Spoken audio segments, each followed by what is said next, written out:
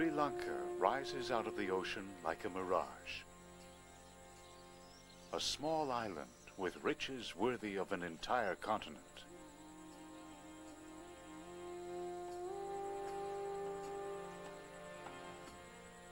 And though people have long tried to tame it, a wild spirit haunts this Isle of the Leopard.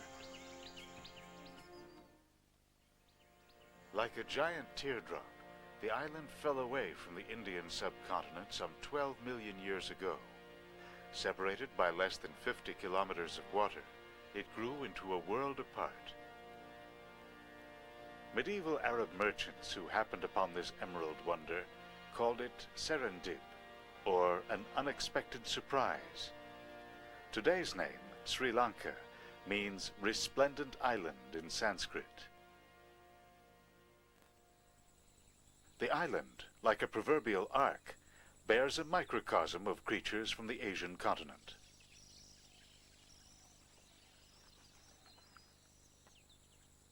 And yet time and the workings of evolution have endowed many of Sri Lanka's creatures with subtle differences. The marsh elephant is a larger species than most of those found on the Asian continent.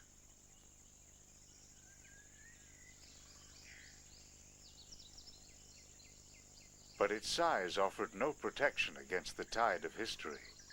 By the turn of this century, the ivory trade and deforestation had taken a gruesome toll.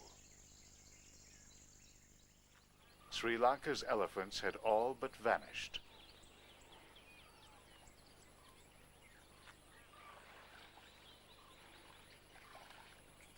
In 1938, the government moved to reverse the trend by turning over 1,200 square kilometers of Ruhuna into a national park.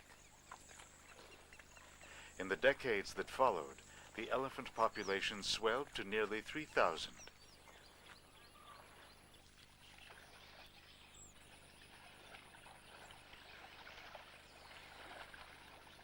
A pebble dropped in water spreads ripples throughout the pond. Saving a habitat for one animal, especially one as large as an elephant, can benefit many.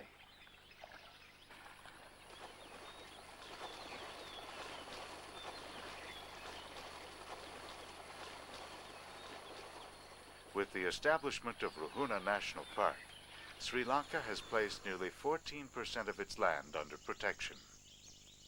Today, these parks harbor dozens of endangered animal species, so they are important on a global scale. In the shadow of the pachyderm, a jewel of the jungle is given a new lease on life.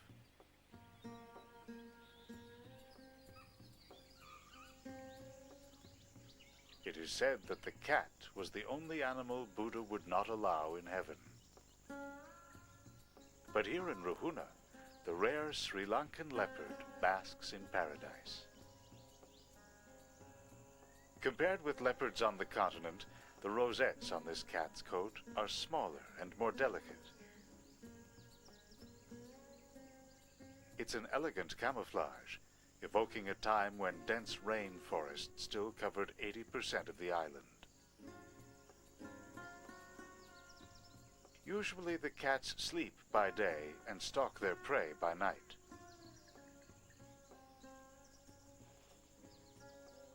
Sri Lanka's national bird, the Ceylon jungle fowl, is a likely victim.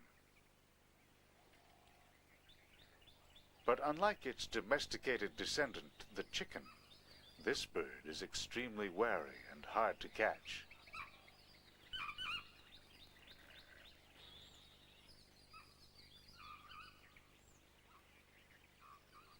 Seeking to feed her growing cubs, the female leopard prefers larger game.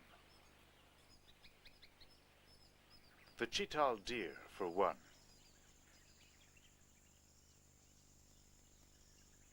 The high-ranking stags help decide who will be sacrificed. They push weaker rivals to the edge of the herd, while the fawns and females are sheltered in the center.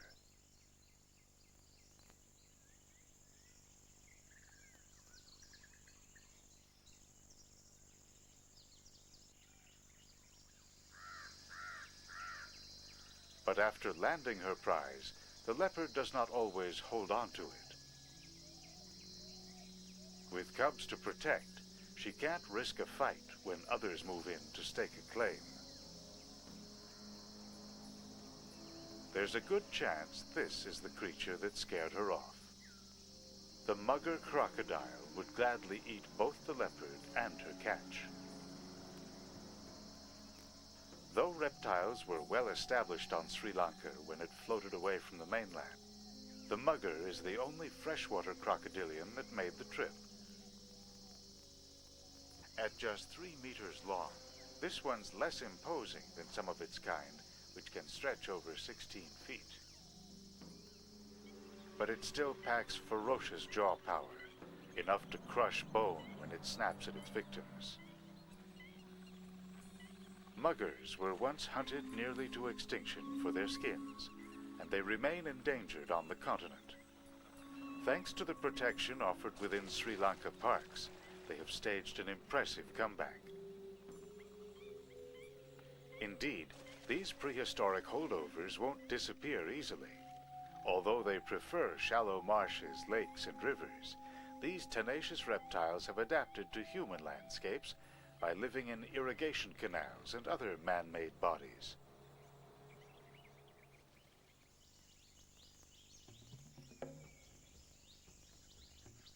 Another endangered animal clings to life in this haven.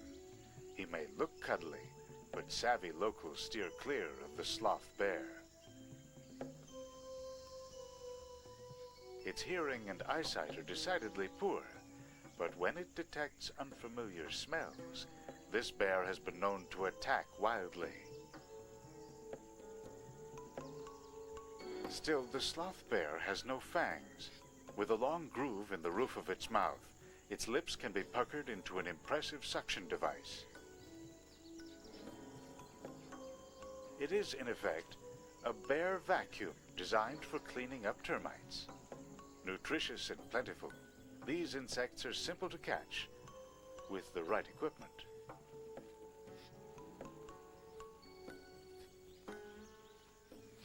It uses curved claws to excavate the mound where the termites live.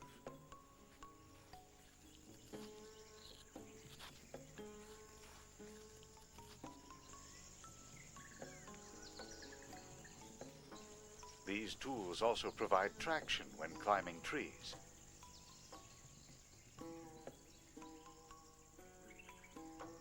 This little fellow lounges in luxury. His room with a view comes with breakfast, the yellow fruit of the palu tree.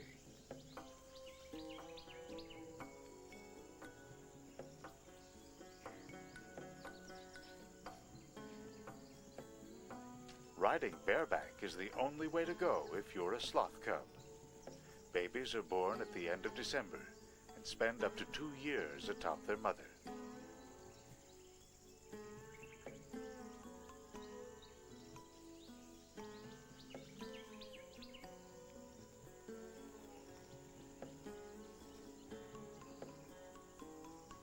With fewer than 10,000 sloth bears left in the world, the road before them is all uphill. The primary cause, even in Sri Lanka, is shrinking habitat.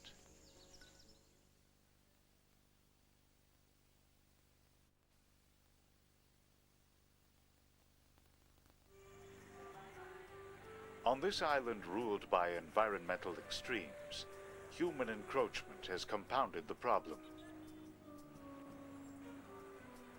As the dry season advances, competition for already scarce resources becomes a life-and-death struggle.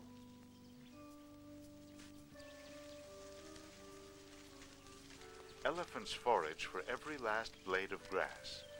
Getting their daily ration of 230 kilos of vegetation is dusty work.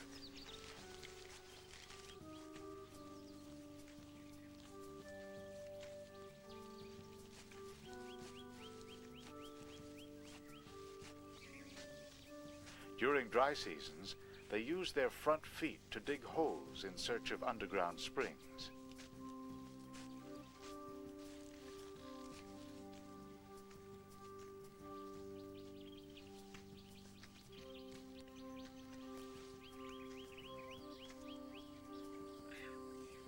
Eventually, when the behemoths move on to the trees, it is the toque monkey that is really left out on a limb.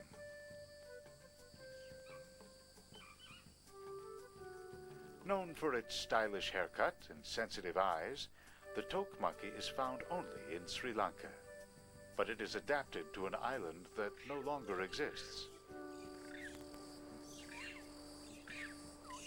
With the vast forests of its ancestors fading into memory, turf battles between males are bound to intensify when the season turns. And females in their cozy familial troops are hard-pressed to find the large feeding territories they require.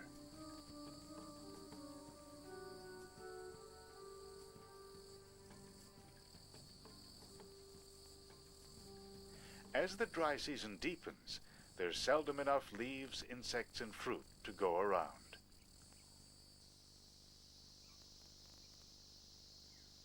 And yet, even as the monkeys of the eastern island languish, little more than 100 miles to the west, no one goes thirsty.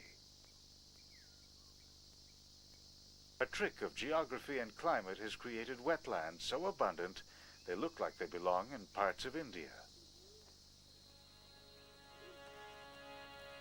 Certainly, the water-loving Hanuman langur is also a familiar character there. Its dual citizenship is even reflected in legend. Once Hanuman, the monkey god, stole a mango from Sri Lanka and brought it back to his home in India. It was a terrible crime with a worse punishment, to be burned alive. Clever Hanuman escaped, but not before his face and hands had been singed black.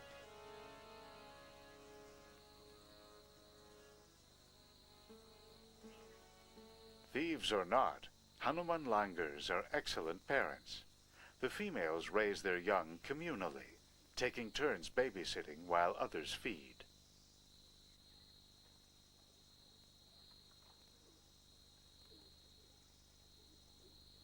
A male keeps a sharp lookout for trespassers, like an unwanted relative. The purple-faced leaf monkey, a close cousin of the Hanuman, will chase a fellow male troop member into neighboring territories if it gets too close.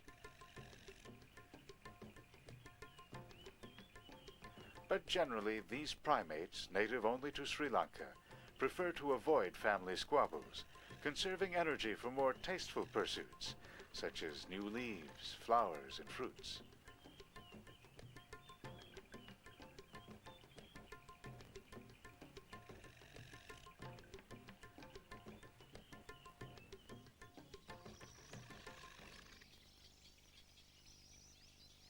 Not all of Sri Lanka's residents hitched a ride on the island when it separated from India several million years ago. Migrating birds discovered that this is a great winter vacation spot.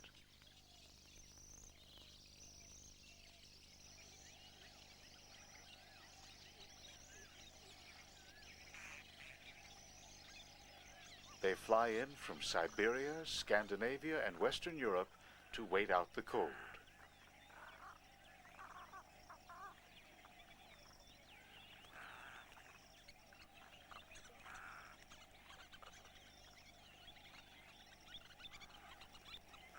The solitary common sandpipers breed north of the Himalayas.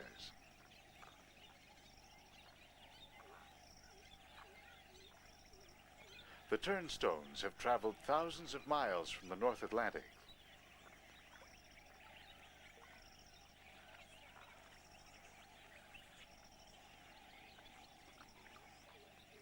The black-tailed godwit is a surprise.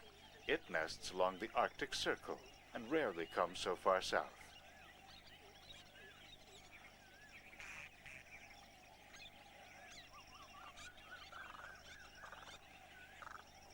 With so much competition, many of the local birds have developed specialized fishing skills.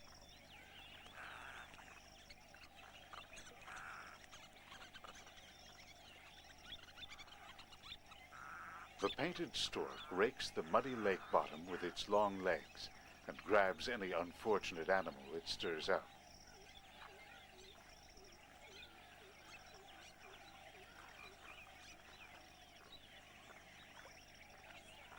The Eurasian spoonbill takes a similar approach. But the gray pelican simply tags along, hoping to snag whatever they leave behind.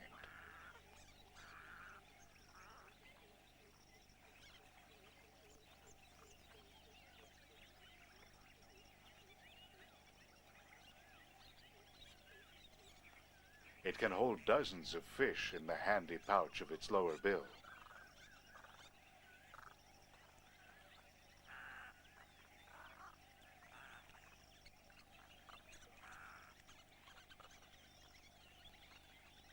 The silver openbill can't hold much in its gaping beak, but the odd shape helps it capture and crack its prey of choice, water snails.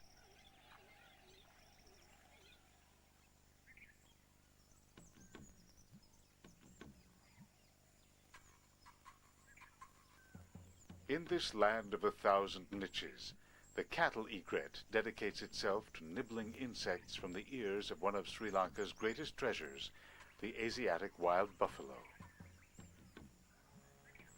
Everywhere else, the great beast has been crossbred and domesticated. But in Sri Lanka's relative isolation, a totally wild strain endures.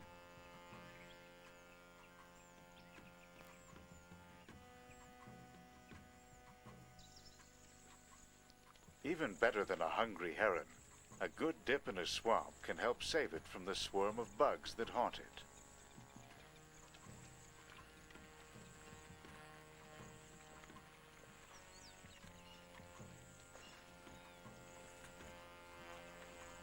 Often a buffalo will submerge till only its nostrils are showing.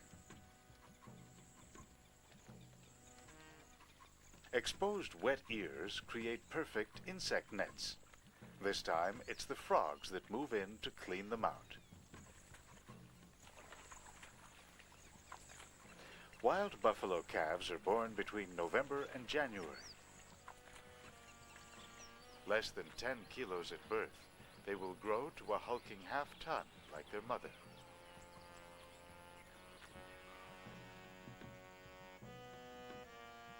Here on the dry plains of Ruhuna National Park, the once endangered buffalo has staged a comeback.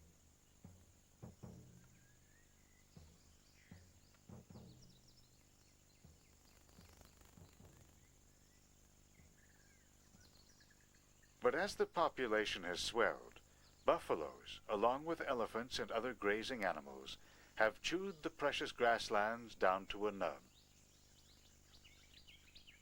They can't leave the park to search for fresh pasture.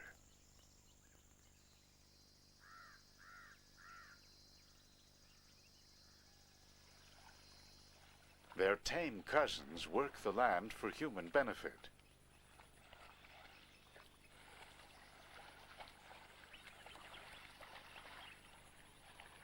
Domesticated water buffalo have tilled the rice paddies for centuries.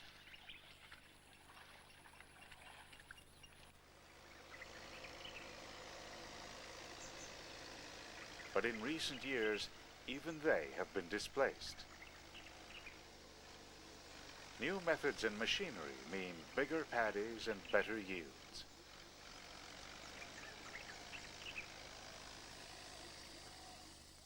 Some animals have done quite well in this changing scene. The monitor lizard eats land crabs that wreck the rice paddies.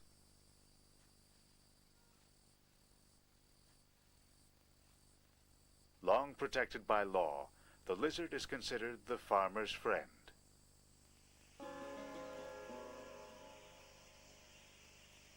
But the flying fox, or fruit bat, is the farmer's worst nightmare. In the heat of the day, the huge bats rest in colonies high in the trees. As night approaches, they groom each other as if getting ready for a night on the town. By sunset, they're off in search of juicy tropical fruit, including that grown for export. The swarms strike terror in the hearts of nearby growers.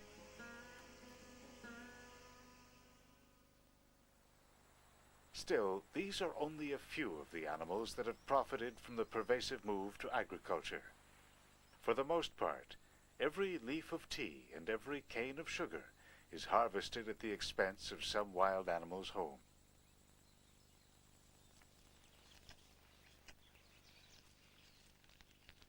Environmentalists have responded by taking some of the agricultural lands back. Walloway National Park was reclaimed from slash and burn farmers just 26 years ago. The intended beneficiaries? The lucky elephants.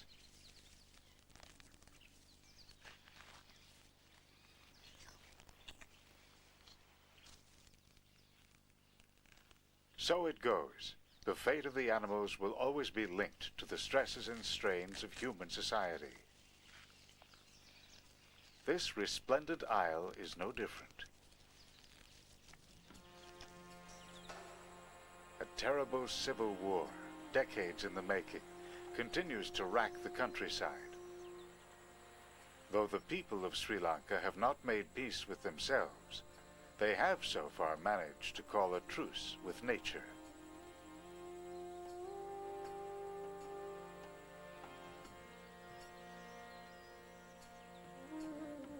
This animal Eden, Sri Lanka, has become an ark, a haven for nature's myriad creations.